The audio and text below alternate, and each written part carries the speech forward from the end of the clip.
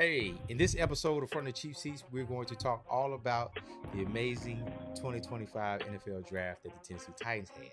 We're going to give our grades after we review some of the grades from some of the pundits out there, players we liked, who we didn't like, and what do we see happening for the Titans in the 2025-2026 NFL season. Coming up next. Hey, what's up? We back. We took a much needed break. It's your boy Bonafide, and I'm with the main man, Tre. How you doing, Tre? What's going on? How you feeling? Hey man, we're living, man. How about Living. yourself? Living. Hey, look. It's 8:30, 7:30 Central Standard Time on a random Tuesday night. So Mm-hmm. we did the live stream. Thanks everybody tuning into the live stream. We had a dope time. A lot of people tuned in. I think we had like these 20, 30 people in the chat going ham when we were picking. I'm not gonna say me and Tre predicted anything, but if you go back and watch the live stream, we did predict that Jackson Dart would get drafted before Shadur Sanders. We had no inside information, so it was just a random guess, and it actually turned true. But that's not what we're here to talk about, because we heard enough about Shadur Sanders throughout the weekend to last a lifetime. I actually don't want to hear anything about that guy anymore. So we're not even going to talk about it. We are going to talk about, and I'm going to throw up on the screen, this 2025 Tennessee Titans draft class. As you can see on the screen, we had 1, 2, 3, 4, 5, 6, 7, 8, 9 draft picks that we selected on the draft, with the number one overall pick coming home to Tennessee in the form of the quarterback from the University of Miami, one Cameron Ward. That was the last time we will call him Cameron on this show. It is for now Cam Ward. So we took Cam Ward in the first round, and then we didn't pick until what did we do? We had the 35th overall pick, and then we dropped down. We traded back. I forgot who we traded with. Who did we trade I with? think it was Seattle. You talking about second round? Yeah, in the second round, we had the third number, Seattle. Seattle. So Yeah, we it was traded with Seattle. Seattle. We picked up some more picks, and we got Olawufemi Aladejo, edge rusher from UCLA. I know. Now I feel Keith Bullock's pain because he had to say that same name, and I hope I didn't butcher it. We're just gonna call him Femi Aladejo. And then Mm-hmm. at pick number 82, we picked up Kevin Winston Jr. from Penn State. We'll talk about him in a minute, why he might be a steal. And then 103 in the I'm looking at the screen, looking at the notes. At the fourth round, we picked up Chimere Dike from Florida, wide receiver, and then we picked up Gunnar Helm. If you don't know who Gunnar Helm is, he's a tight end for Texas. But the reason why I remembered him is because he's the one that sprained his ankle during the false start at the 40. He ran the 40 and did all the drills, and then I remember seeing his foot pop up after the combine. I was like, God, dog, he really wanted to run. So he messed up his ankle, but we got him big, solid tight end. And then round number 4. Now, when we got DK, a lot of people were still up in arms saying, "Hey, we need more weapons from for Cam," and we picked up wide receiver Alec Ayo Maynard. I hope I'm saying that, from Stanford, wide receiver. Yep. Now, if Alec Ayo Maynard doesn't ring a bell, it's probably because you didn't stay up late enough to watch any Colorado Buffalo games. But the game that the Colorado Buffaloes played against Stanford, Travis Hunter was covering Alec, and Alec went off. That boy went ham on not just Travis Hunter, but the entire secondary. I think that boy had like 294 yards reception, 3 touchdowns, and the touchdown that you keep seeing over and over is when he absolutely just made Travis Hunter look ridiculous with the catch where he basically caught him and Travis scoring a touchdown. So picked him up in the 4th round, 136, 167. We got an offensive guard, which was interesting. I thought they would have picked the offensive offensive lineman way earlier than that, but they picked up Jackson Slater from Sacramento State. He kind of gives me Ben Jones vibes, just the way his size and shape, but they said he could play center or guard. So everybody, I know Stoney and Zach Lyons, who were on like a They mega love that cast. kid. Oh my They gosh, they love that kid. they Oh my love goodness.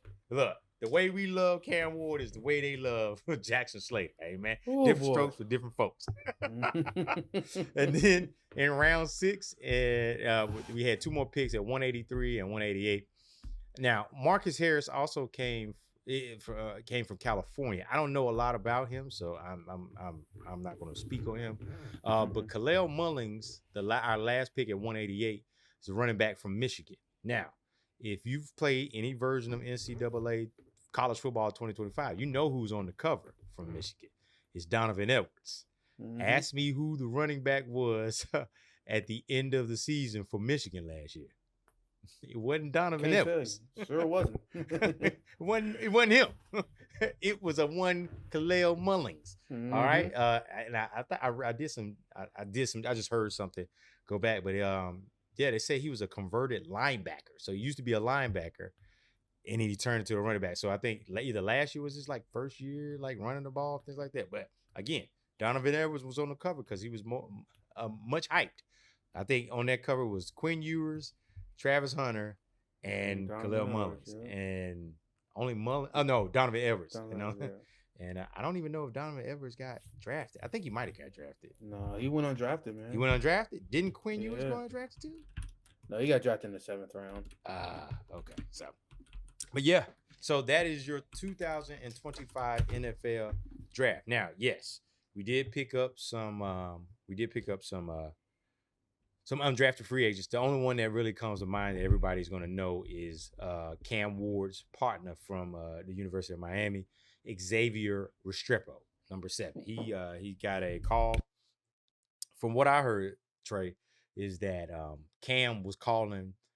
I don't know who that guy was. I don't know who on the phone with Restrepo was in that video. I don't know if it was McKenzie or somebody from the draft group, but they said Cam was calling Coach Callahan and the staff saying, "Hey, since the 4th round, hey, we need to go get Restrepo. We need to get Restrepo." So, that man, he stuck up for his thing, and I understand why he did it. So Restrepo is on the squad. I think we signed 13 undrafted free agents. So a lot. Sheesh. Yeah, a hell of a lot, and to the point we let like 2 people go today. They terminated the contracts. I forgot who they said they got rid of today. One was Isaiah Prince. There was another one. I can't remember. Yeah, Isaiah Prince. And who else? Isaiah Prince. It was another person too. I'm just trying to figure out. I can't remember. I saw it earlier. I saw it. I can't. I know who it is. I just saw it. Like, I hate scrolling back to Twitter. So this is what I'm trying to give you the real. It was Isaiah Prince. Oh, and Arlington Hambright. Yeah. I don't know why I searched so hard for that name because I have no clue who that dude is. He didn't play much. And Terry McCormick said Prince was the guy that had 3 misalignments against the Vikings last year. Yep. One that wiped out a 50-yard touchdown pass, causing Brian Callahan to lose his mind. Yep. Okay, so yeah. Oh, yep. I do remember him now. Oh boy. Yeah. Oh yeah. I do remember that live stream, me going absolutely berserk because because that was like a 50-yard TD pass to I think it was like Calvin Ridley, wasn't it? And he got. I think it was Calvin Ridley. Yep. Oh yeah. So. Man. And they just kept happening, man. It was like back to back to back. It's ridiculous, man. I know. My goodness gracious. So that was gone. So, what were your thoughts about the draft? Trey, how did you feel about the overall draft? Obviously, we know how you felt about Cam Ward. Yeah. How do you feel about the draft so far? Honestly, this year I wasn't in too deep with draft stuff because life things and everything. Yeah. But I did like the Cam Ward. Of course, it's the obvious. It's the obvious guy. So I really hope he develops into the franchise guy for us. We deserve it. We've been waiting for another one. So I really hope he develops into that franchise guy. I did like getting Alec Manor in the 4th round. I thought he could have went higher, honestly. Right. And I was mad before they picked up Manor when they picked up Chimere Dike, which I wasn't all that excited about because he's not the screaming off the page wide receiver prospect that we all wanted.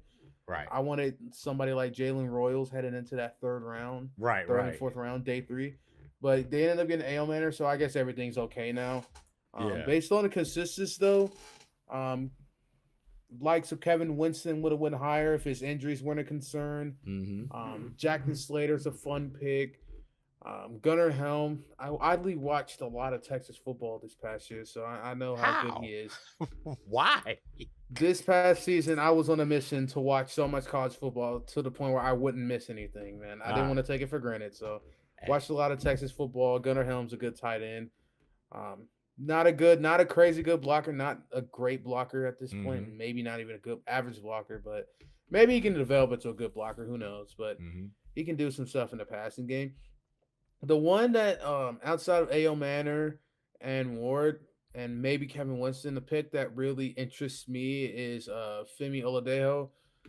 I saw that, of course, I didn't know much about him pre-jab, but I was reading up on him when the Titans picked him.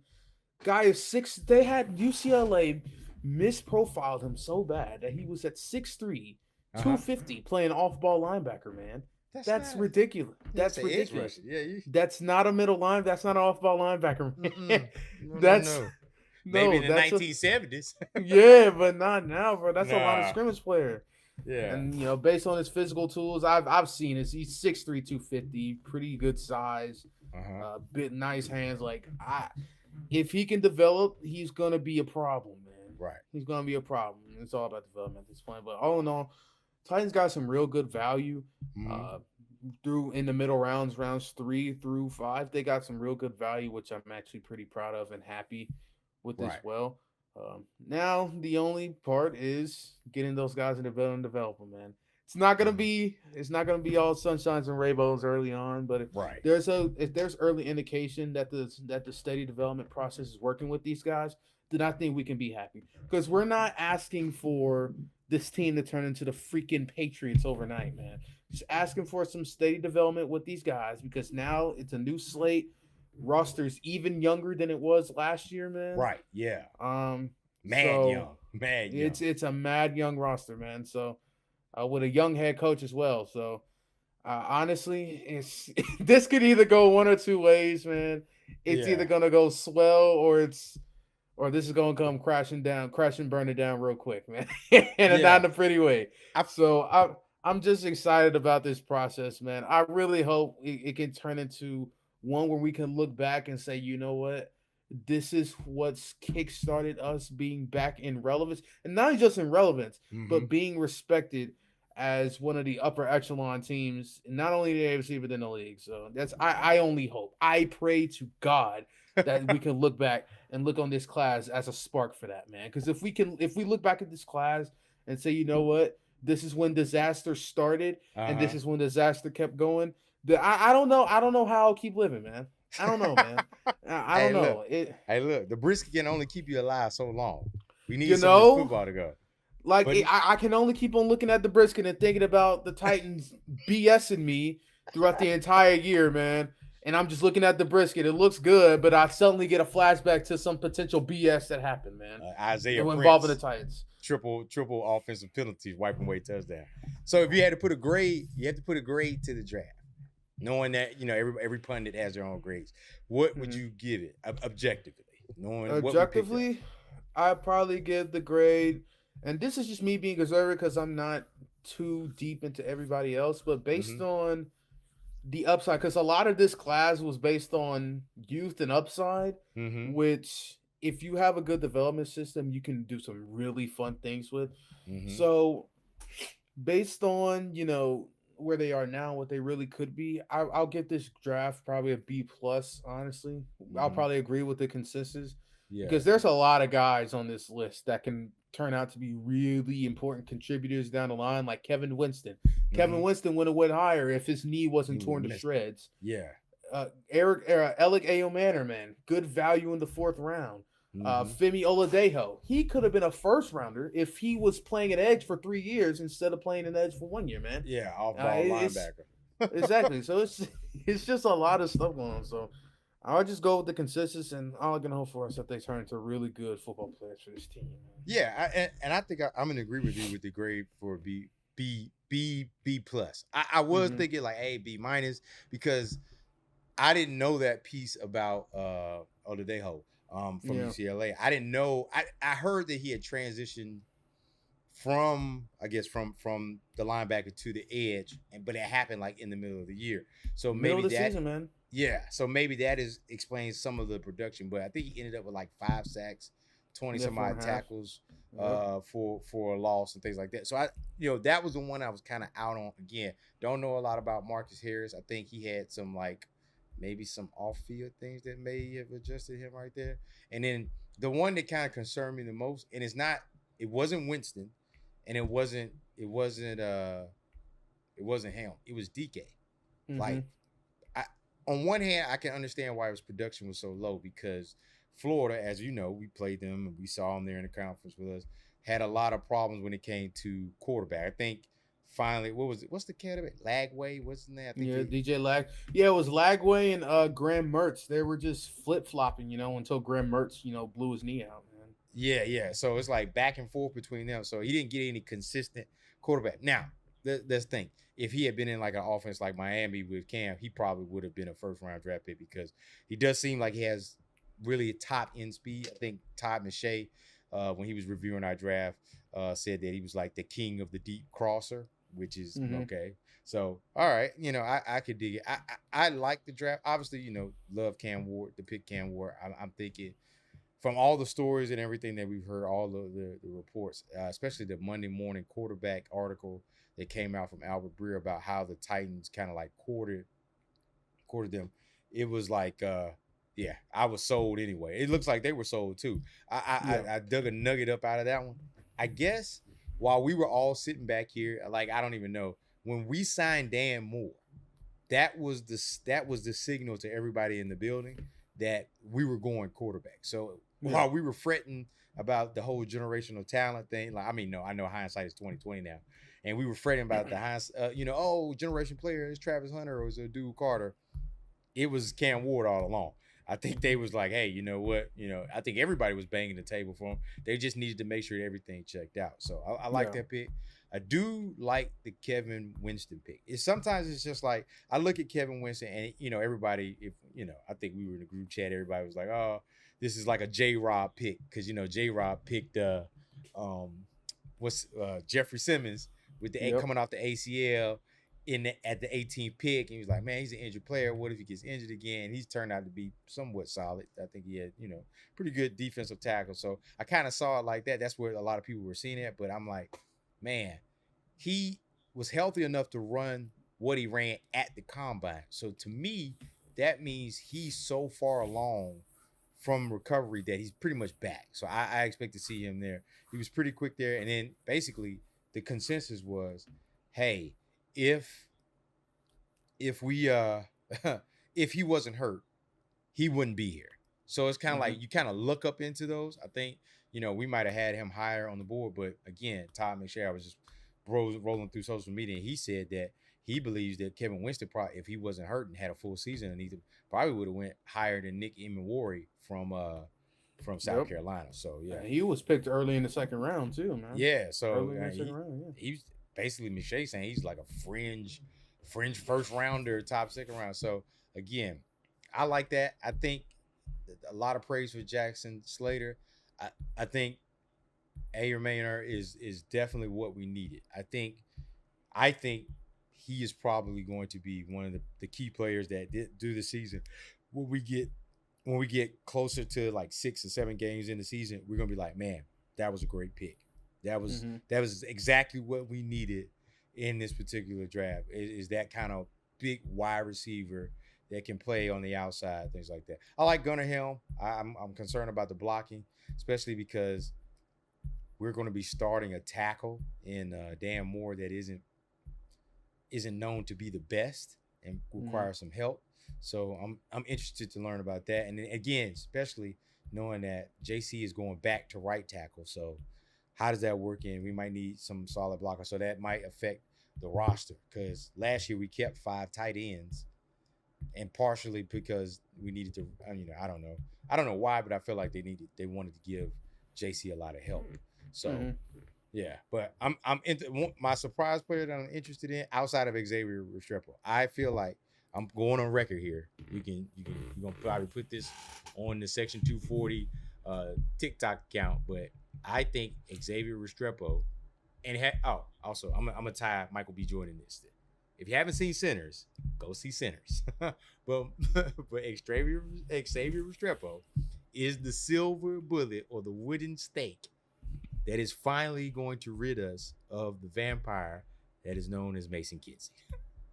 I feel like that is going to happen, and I feel like that might happen just because Cam banged the table for him. So he's like, "Hey man, I don't know Mason. This is my guy here." So he may not make the squad, but he probably will be on the practice squad from that one. But I'm interested to see what Khalil Mullins would do because right now we just got Tony Pollard, Spears, and I think Chestnut. Chestnut to me is more like a special teams player, quote unquote, in that regards. But I would like to see Mullins kind of win that third back, third down back or third running back that we have here and see what he can do. But he's gonna have to contribute on that. So, but for overall, like I said, like the consensus, Mel Kiper gave us a B plus. Sporting News gave us a B. Pro Football Focus gave us an A. Basically because because of Ward, A.O. Maynard, Fox Sports gave us a B. Walter Football, everybody knows who Walter Football is, gave us a B plus, and NFL Trading Room, which is new, gave us an A. So I think I think you were right when you said that this team we deserve to get back into that level of hierarchy where hey, you come play the Titans are respected, things like that. And it's been a long time. I think the last franchise quarterback you could say we really had that actually did something isn't Marcus Mariota, it's Steve McNair, and that's who obviously the comp is that. But it's been since like 99, early 2000s where we've had a quarterback that is like, hey, this dude can lead us to some wins. He's going to tough it out. We can put our trust in him. Right? We felt that way with Marcus in like 2016. We were like, oh, okay, I could put our trust. And I think that's why it hurt so bad, because when he got hurt, he just became a shell of himself. And it was like, oh man, we put all this trust and all this behind him, and now we're back right where we started. So I think that's going to be, it's a good outlook. I went into the draft saying that we needed a quarterback, wide receiver, edge, and a right tackle. And Borgonzi, who to Chad Brinkers, he stayed true. I know we wanted to call him a little snaky snake, but he stayed true to what he said. He said he was going to let Mike Borgonzi run the draft, and he did. Like I said, I think I said to somebody, I was like, I didn't hear a lot out of Chad Brinker. And I heard something from the pre-draft presser, and then I heard something after like the post-draft presser. That was the most I've heard from Chad Brinker in a long time. But Trey, I want to ask you something. But before I ask you this, you already know. Section240.com/shop. Look, I'm telling you, this weekend we dropping new merch. We're gonna have some Ward merch coming to the shop. You want to get you one. We got a been a fan since Love Your Blue to tighten up. We got the logo shirt. We got the toughest McNair shirt. So look, be on the lookout. Section240.com/shop. Get your merch. Get your merch. All right. So this is a question I have for you, Trey. Yes, sir. Now, we know Cam Ward is the number one overall pick. I can't remember the last time a number one overall pick didn't start the season coming up. What are your thoughts or what are your feelings on Levis still being here? Now, before you answer that, did somebody ask Chad Brinker and Mike Borgonzi that same thing? And I think Brian Callahan was there too. They said, was there any thoughts or there was any truth to the whole we're going to move Will Levis in the draft? Because Burks and Levis were the names like, hey, we could probably get a draft pick for him.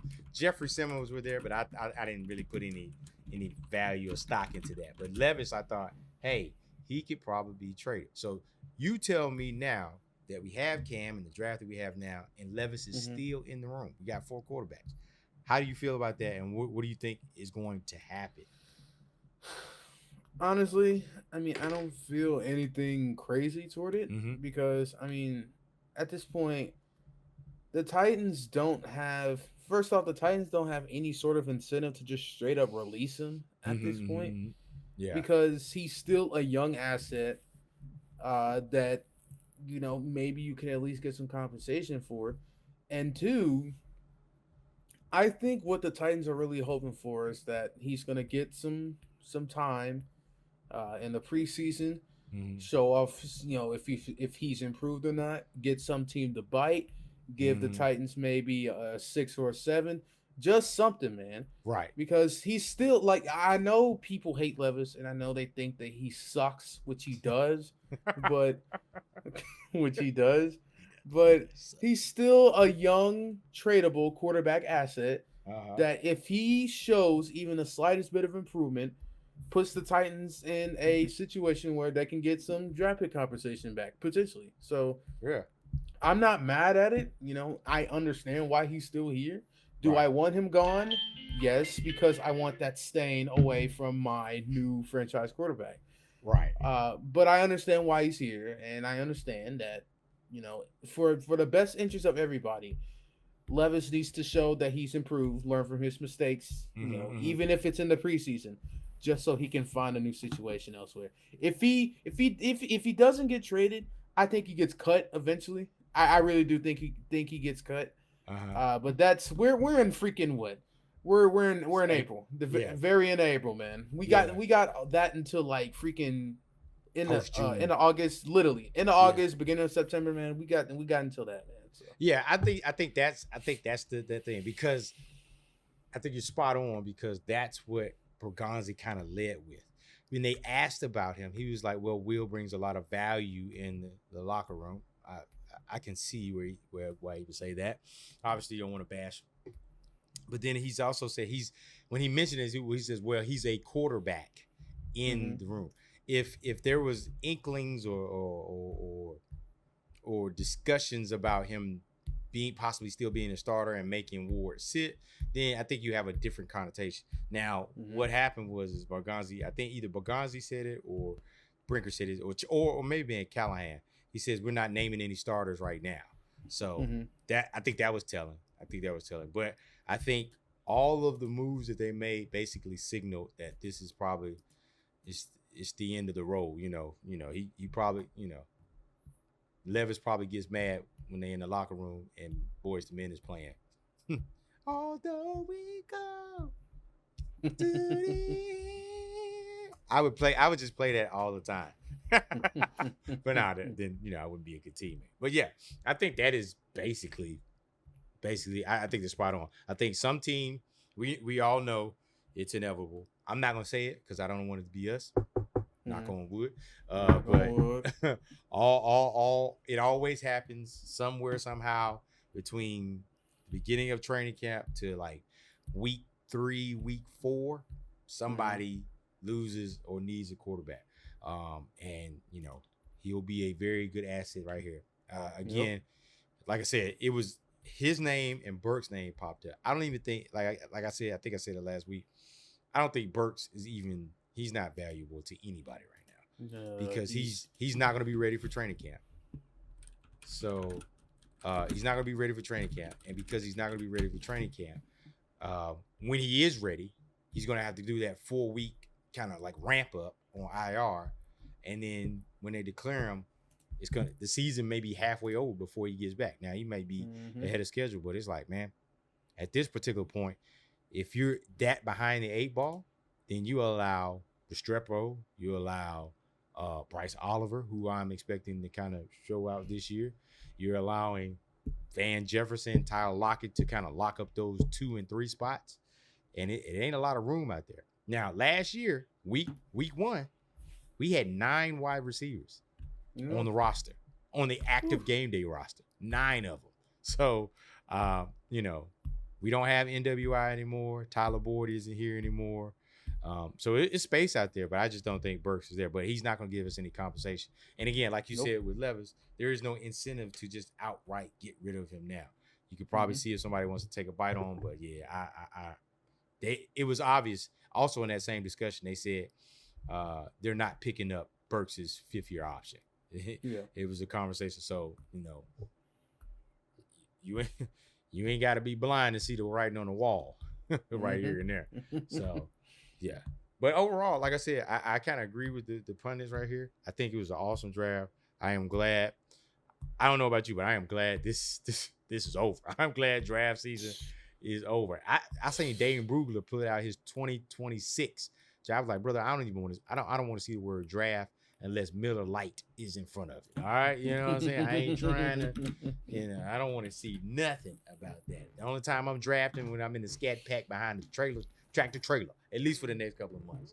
But I think Borgonzi. I think Borgonzi and all the staff and all the hiring. I don't know about you, but I think they actually did a pretty fairly good job. They stuck to the plan. I can see their vision in these picks. Now we all know what we said was last week. It was draft, develop, and detain. I know it's retain, but detain. We're gonna detain them here for as long as we can. Milk them for all they're worth. And a lot of the players that they drafted fit that. Cam, obviously, he's going to be here for the next 5 years. I can't see Cam not being here for the next 5 years. They're going to try to. Hopefully. He got to make it work, and that did, especially with that guaranteed deal. But then with Femi, I see that as a draft and develop more than most of the people that we have here. Maybe a DK is a developmental piece. Maybe a Jackson Slater. When he gets around Bill Callahan, he gets with Olga and Bertha. They say he could probably be our starting right guard, maybe swing tackle to center next year. Because remember, we only got Kevin Zeitler for 1 year. For a year. So these are, and then Khalil Mullings. Maybe Khalil Mullings becomes that back. Maybe he leaps over. Now I don't know, and I'm just projecting here. Maybe he leaps over Spears. Maybe Tony is on the downward slope, even though I think he's still a good back. Maybe he's on the downward slope, and maybe next year while we moving into the new Nissan Stadium, Khalil Mullings has shown that he is a premier back, and just needed an opportunity. Gunnar Helm, I mean, maybe he turns into that. Everybody keeps comping him to Jake Ferguson for Dallas, but young quarterback need a good tight end. We got Chig. I don't think Odakuya and or Vanette will be here next year. Maybe Vanette. Maybe. But I don't see Odakuya being here next year unless he's like just an outstanding special team player. One player that is probably feeling the burn right now, is probably working out 3 times a day, is Jaquan Jackson. Because, brother, we remember now, we got rid of what's his name? The special teams coordinator. What was his name? Cole Anderson. Got rid of him. Cole Anderson, yeah. And now we got John Bones Fossil here now. And he brought his dude Prosh in. So Prosh is looking to be at least at the top of the draft depth chart as a kick return and punt return. And I heard, DK said in all his interviews that a lot of teams asked him about his punt return, kick return skills. So obviously they're looking at him like that. So Jaquan Jackson, you're going to have to show something, buddy, because you might be the odd man out, maybe not all the way out, maybe like on the practice squad, but as far as being dressing on game day, on game day, you never want to be in the warm-ups. You always want to be, you remember our old strength and conditioning coach? That's how you knew somebody wasn't playing on that Sunday, because you'd be like, Jim Wire would tweet out, like, yeah, they got such and such doing kettlebell workouts on the side. I'm like, oh, dog, you're not playing today. So you don't want to be doing them kettlebell workouts on the sideline, man. You want to be dressed up. You want to be warming up, in the uniform, man. You want to come out with the position groups. You don't want to be outside with the kettlebell and the strength coach, man. What's up, buddy, with the dreads? You don't want to be out there with him, man. You don't want to be out there. Not him. Because all you're going to do is you're going to be on the mic'd up, man. I told you was going to do it. All right, man. Well, hey, man, we're gonna be a long one today because, like I said, we had the live stream again. Thanks everybody for doing it, man. Me and Trey might do that again throughout the season, man. Because we had everything. We had the draft cast underneath it. We had the chat going. People was in there. It was a good time. It was a good time. Little did I know we were like one of 7,000 draft live streams that was going on. But appreciate everybody that was there. So yeah, so we're gonna sign off, man. But thanks y'all for tuning in. Make sure you like, comment, share, and subscribe. We have a brand new Twitter account. Brand new Twitter account for Section 240. It is section_240 on Twitter. We are on TikTok. We're on TikTok at section_240. We're on TikTok. So we on Twitter. We're on TikTok. We should be on Facebook here soon. We are on YouTube. You can catch this. You already know because you're watching it on YouTube. But we're on YouTube Short. So hey man, follow us on all the social media. Follow us on all social medias. Follow Tre on X.com. Twitter if you a millennial. At OG. You have an OG from Twitter. Remember the fail whale. Follow Tre at TRE092. And you can follow me at Bonafide. Am I? Oh, at Bonafide Bro on Twitter, man. All right, we're finna get out of here. So, I'm your boy Bonafide. That's my man Tre. And until next time, peace.